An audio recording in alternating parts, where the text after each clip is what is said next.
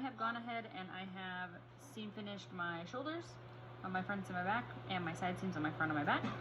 I'm not going to worry about the necklines of either, or the center front or the center back, or even the waistline. That's no big deal to me. You'll see that on this one I've pressed my dart towards the center front. Your patterns will tell you which direction to press your darts, and then here hopefully you can see a little bit better that it's giving the shirt some shape. So this will be good for a busted area. So you can kind of see it's like mounding over the table now, which is nice. One thing I will say is that there was a dart in the shoulder seam of the back bodice. Make sure that on your projects that you're doing that step. Don't skip it. I'm skipping it just because we've already gone through the dart module. But this is important that you do this before you seam finish, and that you do it as one of the first steps. You'll see in the project 3, which is your last project, I put some pointers in there for you, things to remember: stay stitching, sewing your darts, seam finishing. Those are the types of things you're going to do first early on. So just make sure to do that.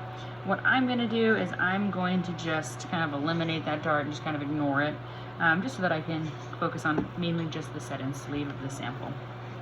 So what I'm going to have you guys do, after you seam finish the shoulders and the sides, you're going to go ahead and pin those together, and I'm going to focus on the armhole area. And I'm going to pin those so that they're pretty sides together.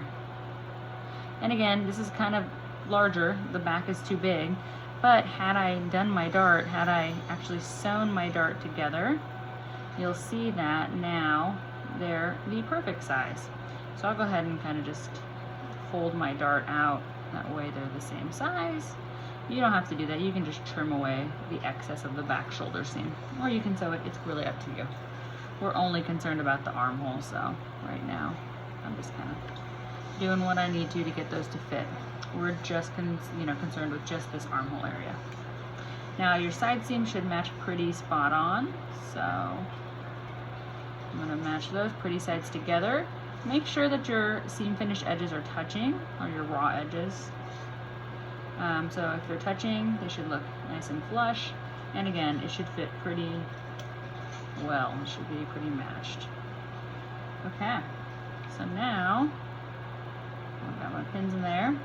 Now what I'm going to do is I'm going to get ready to sew these. So I'm going to sew these at 5/8 and 5/8, just like normal. What that's going to do is it's going to make our bodice really, really small. So I know little things seem like they might be easier, but this is actually going to be a more difficult sample to sew because our seam allowances are 5/8, but our pieces of fabric are so tiny. So I'm going to go ahead and stitch those at 5/8.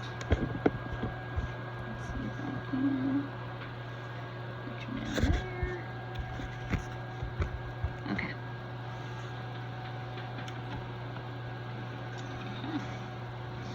And again, I'm more concerned with my armhole here, so this would be a good time for directional stitching.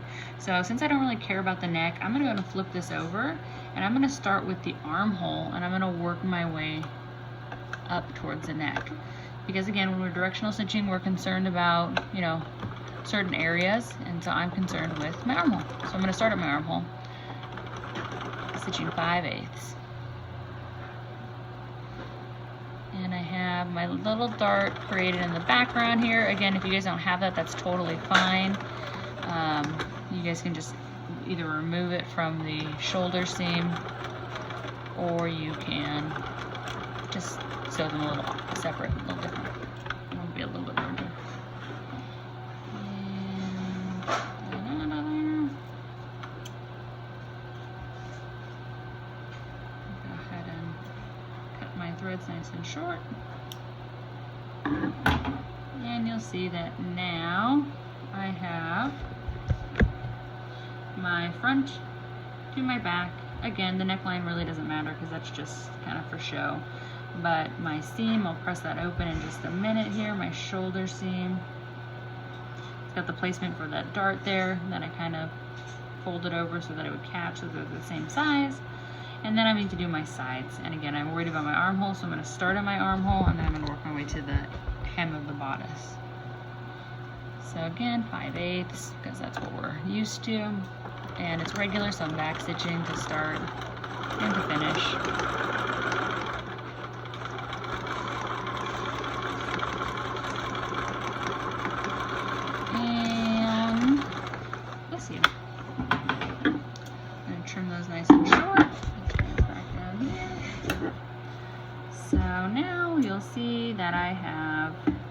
little tiny half of a shirt. I'm gonna take this to the ironing board and I'm gonna press these seams open. That's really important. Please don't forget to press everything. So once you're done sewing, go ahead and take this and give this a nice good press.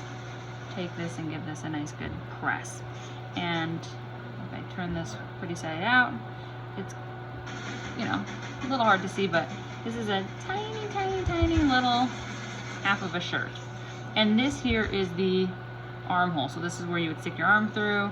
Right now it's sleeveless, so it's like a sleeveless blouse, but we have prepared our sleeve. So let me find my sleeve. Abby, did you take my little piece of striped fabric by chance? Can I have it, please? While I get my sleeve back, I'm gonna press these open real quickly. Okay, my dear, will you put it under the camera for me by the sewing machine? Perfect. Lay it nice and flat so they can see it. Can you do that for me so the camera can see it? There you go. Perfect. Will you show them that this is the sleeve? This is the sleeve part, okay? Do you remember where the notches are? Do you remember what the notches are? The little cut pieces? Right there. Do you see those white lines? Uh-huh. Those are the stripes. Now remember, we cut notches into the sleeve. So on the back of the sleeve, there's double notches, and in the front of the sleeve, there's a single notch. Perfect. And the double on the sleeve are sleeve notches, okay? Perfect. Thank you so much. Okay. So now that we have the sleeve, what we want to do is we want to seam finish. This is the pretty much the underside or the sleeve seam. So this is going to be that part underneath your arm where the seam is on your sleeve. So this needs to be seam finished and this needs to be seam finished because these get put pretty sides together and stitched. Before I do that, before I seam finish and stitch them together, I want to go ahead and give myself some basted rows on this sleeve. We also went over gathering and easing on the last week's modules, but we didn't actually produce them as samples. So what I'm going to do right now is I'm going to talk about easing and gathering, and I'm just going to go over it really quickly so you can kind of see what the easing and gathering are and how they're used here on the sleeve. So what I'm going to do is I'm going to produce 2 rows of bastings. I'm going to produce them in between the notches. So what I'm going to do is I'm going to go from the back notch around the sleeve cap. This portion of the sleeve here is what we call the sleeve cap. It's kind of the height of it. This is the part that sits over your shoulder. So this is where your shoulder sits. This goes under your armpit. So this is the bicep line here. On a 3/4 length sleeve, this would be your elbow, and then on a long sleeve, you'd have your wrist down here. So the important places to know would be this bicep line, and this area is called the sleeve cap. So that's important. I'm going to go and baste along the sleeve cap from notch over to notch. I'm going to do 2 rows. I'm going to do 1 row outside of 5/8 and 1 row inside of 5/8. So I'm going to get my seam gauge out. 5/8 is here. So if I'm doing inside, I'll be at 1/2 inch. Outside will be at 3/4 inch. So that's where I'm going to do my 2 rows. They're going to be really close together and really kind of small because, again, little tiny samples are actually a little bit more difficult. So I'm going to go ahead. I'm going to crank my stitch width to a 5 because I need it to be loose and it needs to come out. And I'm going to go ahead and I'm going to go from notch to notch, 1/2 inch. And go ahead and go really slow because this is a curve. We've done a couple of curves already, but I'm going to go ahead and needle down too so it makes it easier for me. We did a couple curves, but it's important that you go nice and slow because if you don't go slow, then it just won't make for a nice, smooth, curved line. Now, if you have a leg press or a thigh press, this is a really good time to use it because then you don't have to use, you can use both your hands and you don't have to use one hand to lift the presser foot. Okay, I'm coming up on my notch, and that's good. And this is a baste, so I want to get in the habit of leaving a nice long thread chain for my baste so it gives something to hold on to. So a couple long thread chains. That's my 1/2 inch. I'm going to do the same thing but at 3/4. So 5/8 is marked on my machine. The 3/4 is the marking just next to it. Sorry if you guys can hear my son playing video games in the background. Fortnite. Okay. I'm just gonna go ahead and baste at 3/4.